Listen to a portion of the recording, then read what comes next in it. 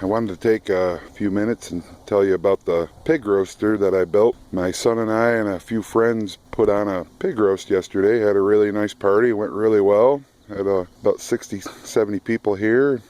Had a good old time. The pig roaster worked real well. I thought I would share my experience with it, building it and how it worked. The design of the pig roaster is based on the fact I had access to this used tin, which a neighbor had in his shed here, and he said I could use it. So the entire design is built around the tin. Of course, this tin it's old recycled tin that was been on a roof someplace for 50 years, and it's got holes in it, and it's sort of rusty, and I guess that would probably be a turn off for some people to use old rusty tin, but I sort of think it adds to the hillbilly charm of the whole operation, so I liked it, and it didn't cost me anything, so that's how that worked out. The general design was to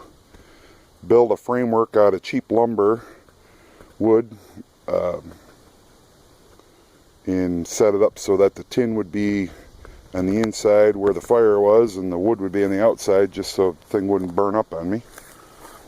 You can see the end pieces are made out of just regular old construction grade 2x4s.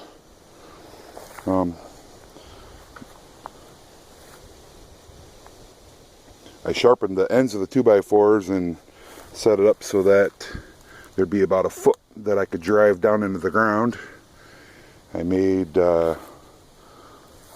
holes with a bar to poke down in the ground, and drove them in with a sledgehammer. Took a little bit of messing around to get the far end back here parallel with the front end and get everything square so that it would fit together nice. That was sort of a pain. Fretted over what to put in to line the bottom of the roaster. And you can see, looking in the roaster, that it's it's just tin on the inside mostly. And some YouTubers would use refractory bricks in the bottom. Some people lined up the bottom with rocks. Some people put sand in there, but I didn't want to buy bricks, and I didn't want to haul rocks, and I didn't want to buy sand, so we went with just putting the charcoal right in the ground, and that seemed to work out just fine. I did make a couple of air draft holes, which are sort of hard to see down in here. It's maybe 6 inches, sort of a round pointed shovel. Dug out the hole there. Maybe you can see it. Not sure if the air draft holes were needed or not, but it seemed to work out okay. There's another one on the other side over here. The tin is just loosely tacked into the wooden framework. Really all you need to do is hold the tin in place so it doesn't flop around. Once you get it set up, the dirt in the bottom will hold it pretty good. I used a hole cutter to cut holes here for the spit to fall down in so that it would be smooth across here so the cover could fit on without tipping around. And then I bolstered this up, this 2x4 that I cut a hole through most, 2/3 of the way. I scabbed a piece of 2x4 underneath just to shore it up a little better. For the spit, I was asking around to people I knew to see if somebody maybe had a spit in their garage, a metal one that I could use, share, borrow. Nobody had one, and I didn't really want to buy a big piece of steel to put in there, so I thought it'd be good to go with wood. Could have bought a nice straight piece of hardwood. They use them for handrails. You can buy them at your lumber supplier for $20. I could have bought an 8-foot piece of hardwood but I thought if I found a fairly straight tree that would work, so it was just a maple tree growing here on my property. It worked just fine. It cost me the gas and time it took me to get my chainsaw out and cut it down, and I used a draw shave to take the bark off. So don't be afraid to use wood, especially, you know, if the fire is going to be hot enough to catch that wood on fire, then you're probably burning your pig. So you can use wood in there. That's an important thing to keep in mind. To help keep track of where the spit was and how much to turn the pig and to hold the spit into place, I recycled this round piece of press board plywood that I actually had in my basement, believe it or not, and I drilled 12 holes around the edge like a face of a clock, numbered up the holes, and what we did was we would use the time to know which hole to put it in, with a goal of turning the spit one rotation per hour. So that meant that we could use these numbers that I wrote next to the holes. There's a hole here and a number. So at the top of the hour we could index into this hole, and the way it worked was I built this holder arm or lever connector and just screwed a drywall screw into it, and we would poke that drywall screw into the hole to hold it in place like that. I don't know if you can see it there. I think maybe you can.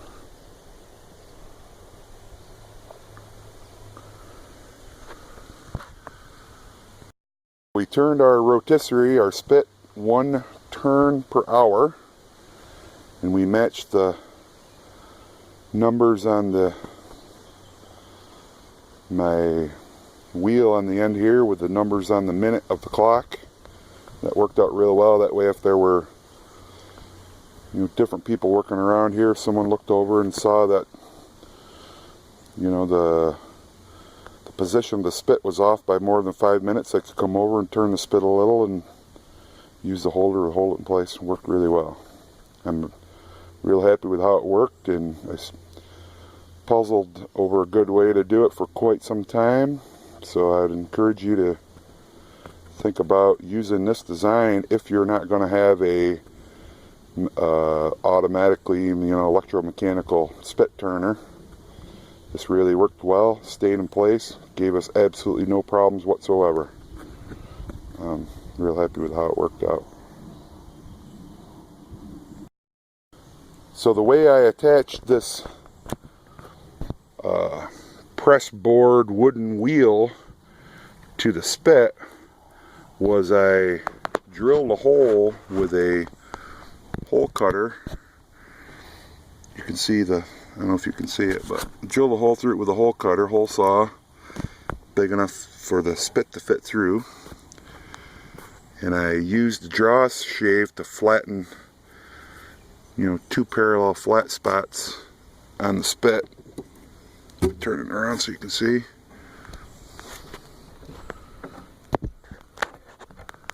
Got a parallel, it's, hold on, get rid of that. I made the two parallel flat spots on the spit. This is flat and that's flat, and that way I could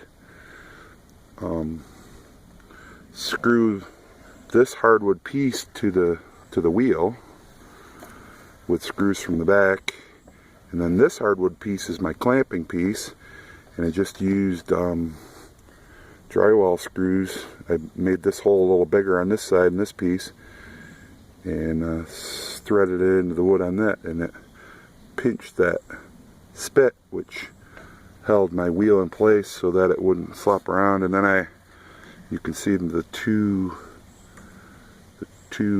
screw heads for the drywall screws that I used, and I also put one drywall screw right through into the spit directly just to keep it from slopping back and forth this way, hold it a little better in place. It worked out real well.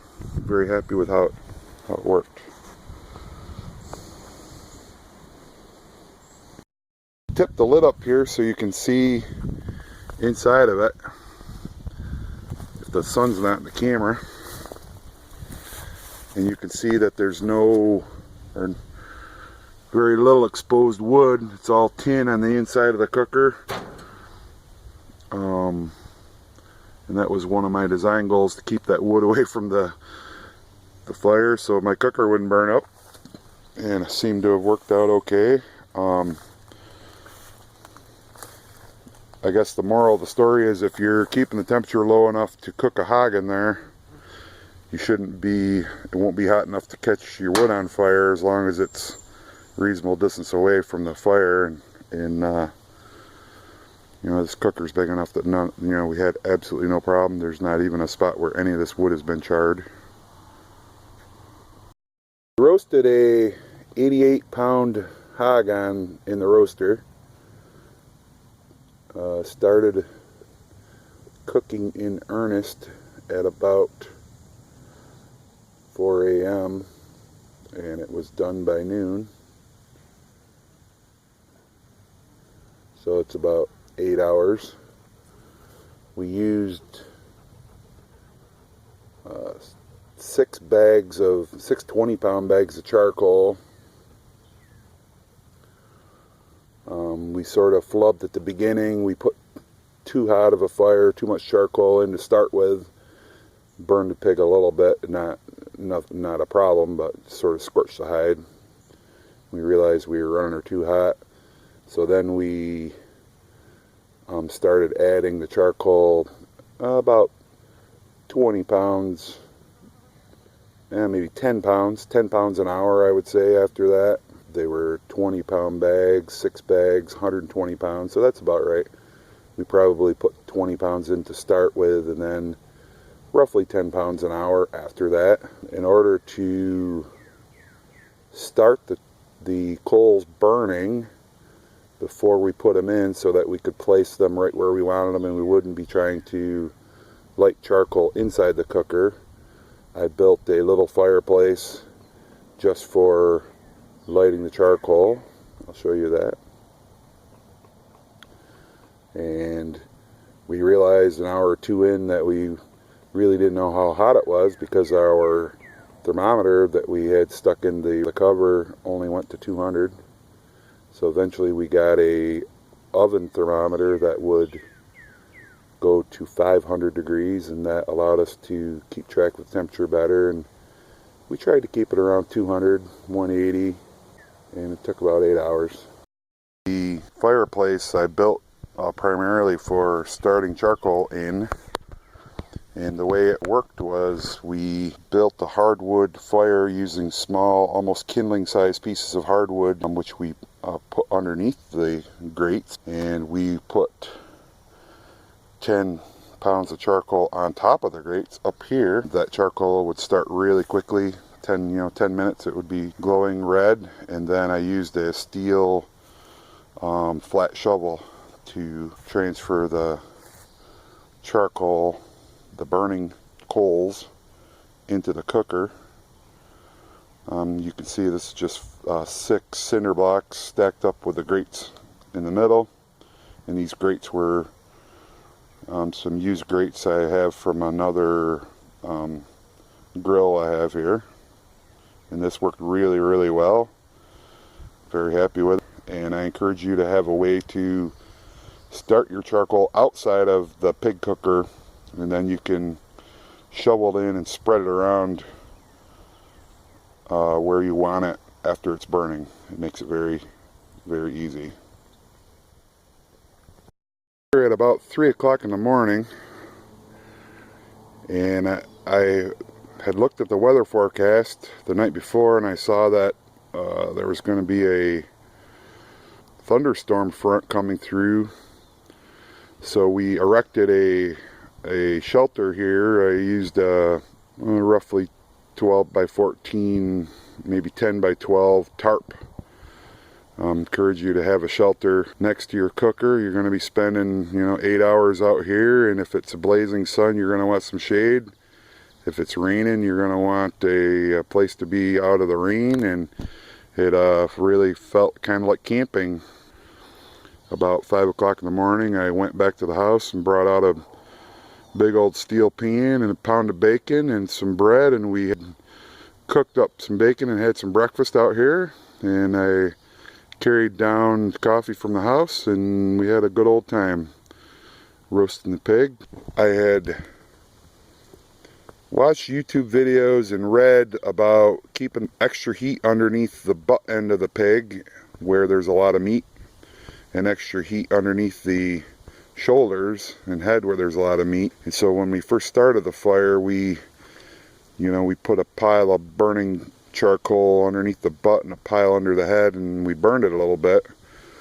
After that, we just sort of spread the coals out in a bigger area, still sort of focused on the shoulders and on the butt. Spread them out, and that worked better. It was more even heat, and we didn't burn anything after that. Another thing I would note is that we got up at 3 o'clock in the morning. We were up till midnight the night before getting the pig on the spit.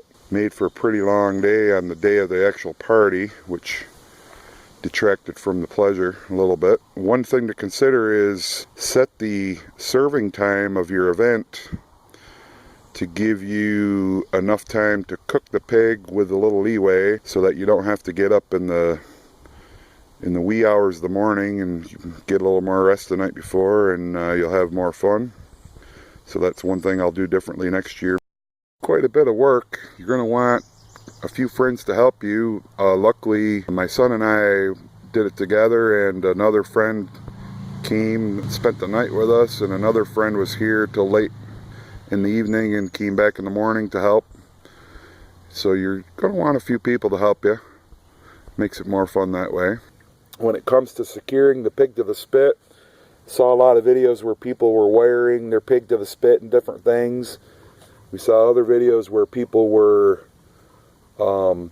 building these, fancy manufactured spits that had brackets on them, so you could bolt plates through the carcass onto the spit. What we learned was screwing screws through the carcass directly into the wooden spit worked real well. The wire was almost a waste of time. We put a 6-inch long timber lock screw through the skull of the pig into the wooden spit. That worked really well. Put about 4 more drywall screws long enough to reach the wood through the meat, and that worked really well. We improvised using canning jar lids, metal round canning jar lids as washers under the screws, so the screws wouldn't go down through the meat. That didn't work very well, and it was dangerous because we had sharp edges. Next year, if I do it, I'll probably try to find some 1 or 2 inch diameter stainless steel flat washers with small holes in the middle big enough for the drywall screws, and we'll use those, and we won't worry too much about wiring the carcass to the spit.